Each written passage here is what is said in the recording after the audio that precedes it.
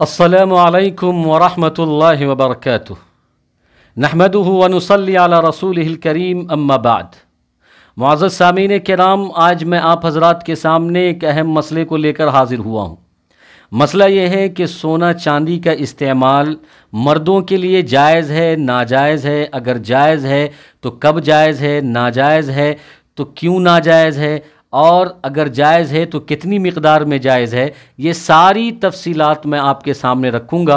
आप कहीं जाइएगा नहीं, मेरी वीडियो को आखिर तक देखिएगा। अगर आप मेरे चैनल सबील अल जन्ना पर नए हैं तो मेरे चैनल सबील अल जन्ना को सब्सक्राइब कीजिए, लाइक कीजिए, शेयर कीजिए, बेल आइकन दबाइए ताकि इस तरह की मुफीद मालूमात मुस्तक़बिल में सबसे पहले आप तक पहुँचे। तो आइए मसला शुरू करते हैं कि सोना चांदी का इस्तेमाल मर्दों के लिए जायज़ नहीं है।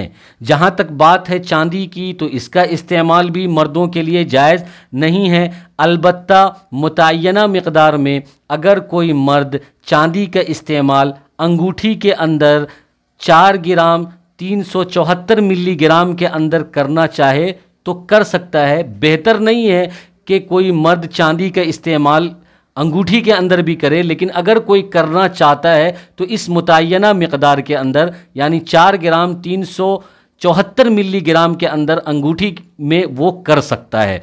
रही बात सोने की, तो सोना मर्दों के लिए मुतलक़न नाजायज़ और हराम है। आप सल्लल्लाहु अलैहि वसल्लम ने सख्ती से मना किया है। इस पर कई हदीसें भी वारिद हुई है कि मर्दों के लिए सोने का इस्तेमाल जायज़ नहीं, चांदी का इस्तेमाल जायज़ नहीं, रेशम का इस्तेमाल जायज़ नहीं है। अलबत्ता बहालत मजबूरी, माजूरी, किसी शरई उज़्र की वजह से, मजबूरी और माजूरी की वजह से अगर कोई मर्द सोने का इस्तेमाल करना चाहता है तो कर सकता है। जैसे कि किसी मर्द ने सोने का नाक इस्तेमाल किया या सोने का दांत इस्तेमाल किया तो कर सकता है, इसमें कोई हरज की बात नहीं है। वो इसलिए कि आप सल्लल्लाहु अलैहि वसल्लम के दौर में एक सहाबी थे। हदीस मुबारका के अंदर आता है कि आप सल्लल्लाहु अलैहि वसल्लम के दौर में एक सहाबी थे, किसी जंग में उनकी नाक कट गई। वो किसी दूसरे धात का नाक इस्तेमाल करते थे जिसके अंदर बदबू पैदा होती थी।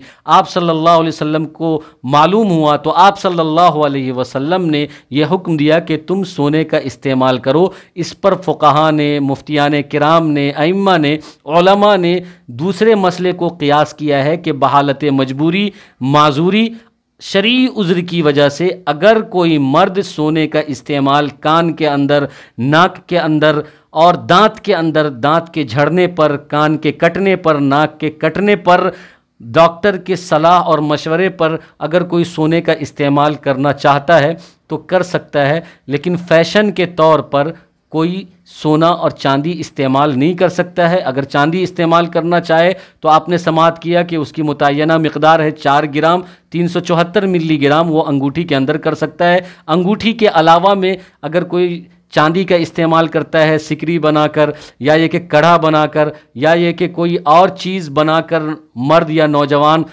इस्तेमाल करना चाहे चांदी का, तो वो नहीं कर सकता है। इसकी इजाज़त नहीं है। करना होगा तो अंगूठी ही में करना होगा, और अंगूठी के अंदर भी मुतय्यना मिक़दार के अंदर ही करना होगा। अब रही बात ये कि आप सल्लल्लाहु अलैहि वसल्लम ने सोने, चांदी और रेशम के इस्तेमाल से मर्दों को क्यों रोक दिया, क्यों मना फरमाया, और औरतों को क्यों इजाज़त दी? उसकी बज़ाहिर वजह तो यही समझ में आ रही है कि सोना, चांदी, रेशम ये ज़ेबो ज़ीनत के लिए है, आराइश ज़ेबाइश के लिए है, बनाव सिंगार के लिए है।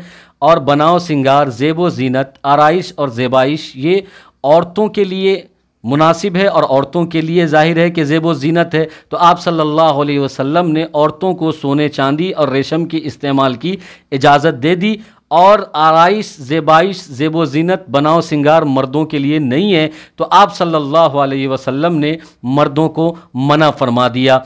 ऐसे भी अगर वजह समझ में ना भी आए तो आप सल्लल्लाहु अलैहि वसल्लम ने मना कर दिया है, तो मोमिन और मुसलमान की शान ये है कि बस आप सल्लल्लाहु अलैहि वसल्लम ने मना कर दिया है, शरीयत ने मना कर दिया है, तो इसमें चूँ चिरा की गुंजाइश नहीं है। हमें मानना चाहिए और हमें रुकना चाहिए, और इसमें कोई वजह, मसलहत, इल्लत ना भी नज़र आए तो हमें मान जाना चाहिए। बज़ाहिर वजह, इल्लत, मसलहत जो نظر آ رہی ہے وہ میں نے آپ کے سامنے رکھ دیا ہے۔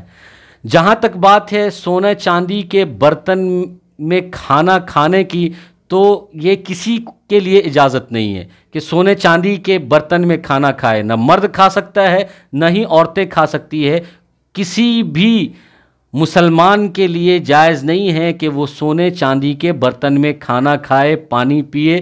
اس سے ہر مسلمان کو بچنا چاہیے۔ اللہ تبارک و تعالی ہم سب کو کہنے سننے سے زیادہ عمل کی توفیق عطا فرمائے۔ آمین۔ وآخر الدعوانا ان الحمد للہ رب العالمین۔